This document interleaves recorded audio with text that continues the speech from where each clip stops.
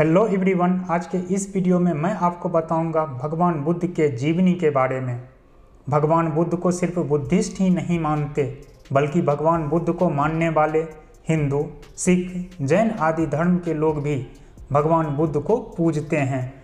भगवान महात्मा बुद्ध को भगवान विष्णु का 8वां अवतार भी माना जाता है।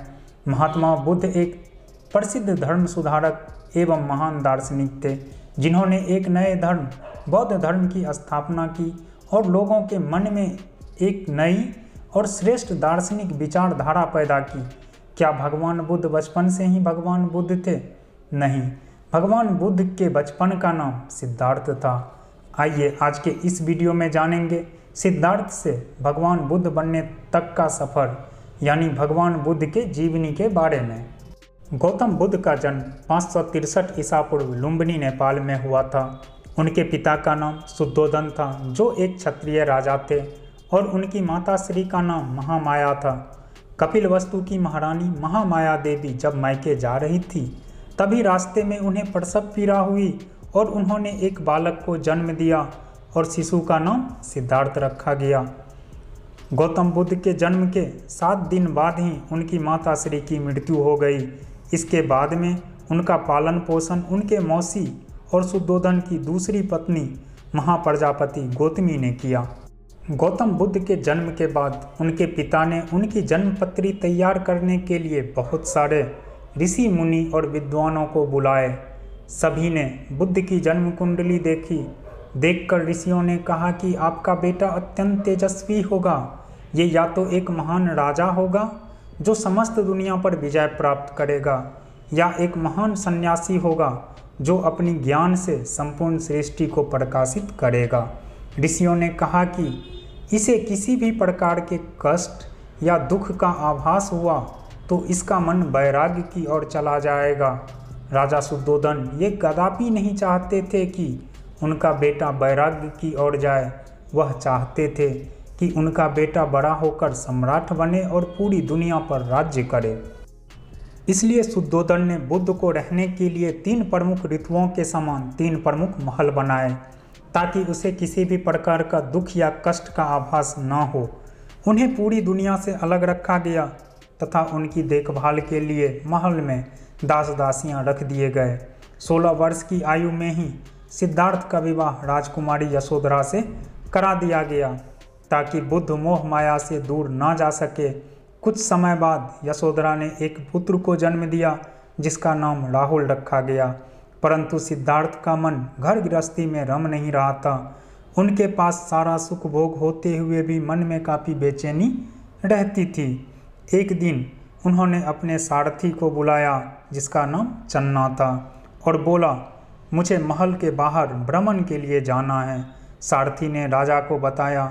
राजा शुद्धोदन ने महल के बाहर डिंडोरा पिटवा दिया कि रास्ते में कोई भी बीमार, विकलांग व्यक्ति न आए और अपने घर में ही रहें।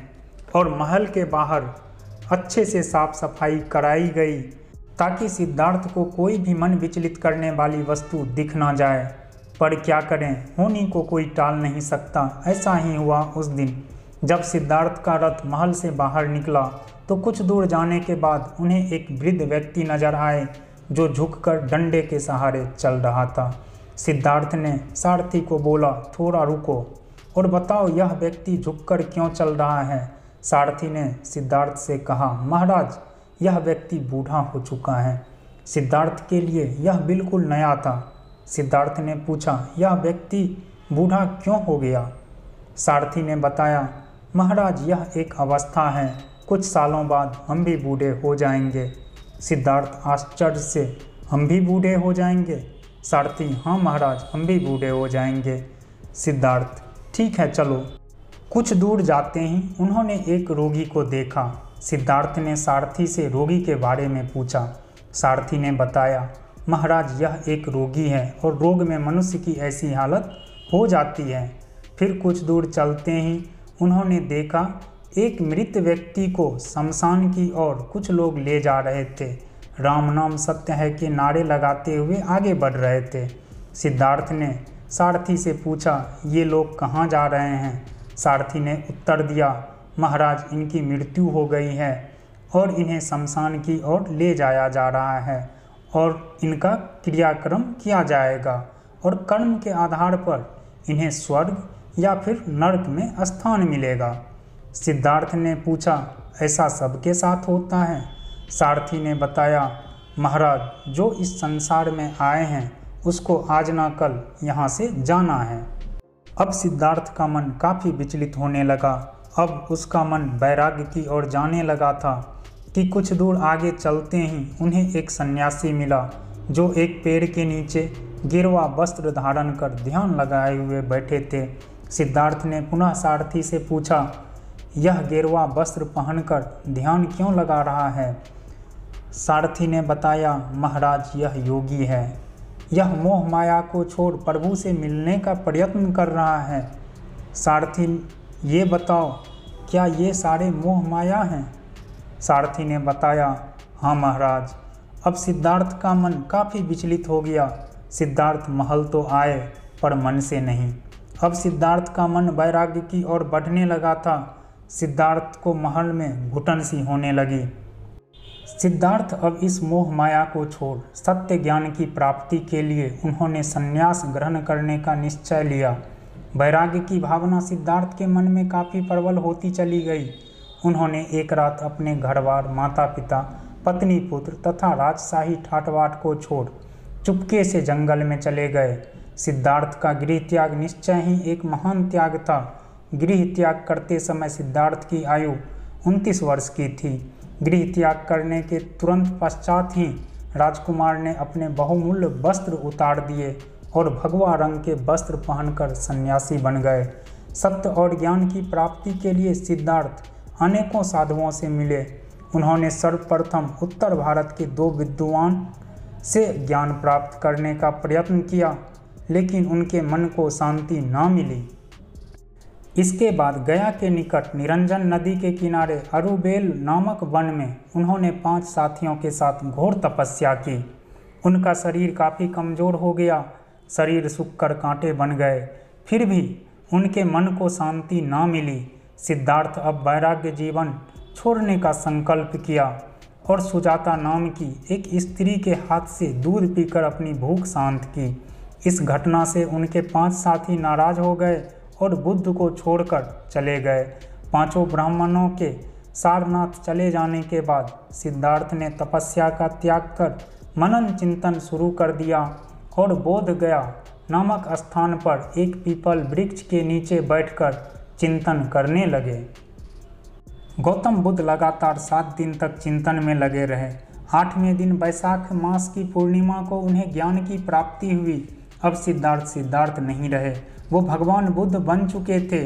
उन्होंने यह जान लिया था कि मनुष्य की अपनी वासना ही उसके दुख का मूल कारण है और इस वासनाओं का दमन करने से ही उसे मन की शांति मिल सकती है। बुद्ध को यह ज्ञान 35 वर्ष की आयु में प्राप्त हुई। बौद्ध गया में जिस वृक्ष के नीचे गौतम बुद्ध ने ज्ञान प्राप्त किया उसे बौद्ध वृक्ष के नाम से जाना जाता है। ज्ञान प्राप्ति के बाद महात्मा बुद्ध ने अपने धर्म का प्रचार करने का निश्चय किया। उन्होंने पहला उपदेश सारनाथ में 5 ब्राह्मणों को दिया जो उन्हें पथभ्रष्ट समझकर उनका साथ छोड़कर चले गए थे। बुद्ध के उपदेश से प्रभावित होकर इन 5 ब्राह्मणों ने बौद्ध धर्म ग्रहण किया। इस घटना को इतिहास में धर्म चक्र परिवर्तन के नाम से जाना जाता है। इसके बाद महात्मा बुद्ध की कृति चारों ओर फैलने लगी। कुछ समय बाद भगवान बुद्ध के शिष्यों की संख्या हजारों में पहुंच गई।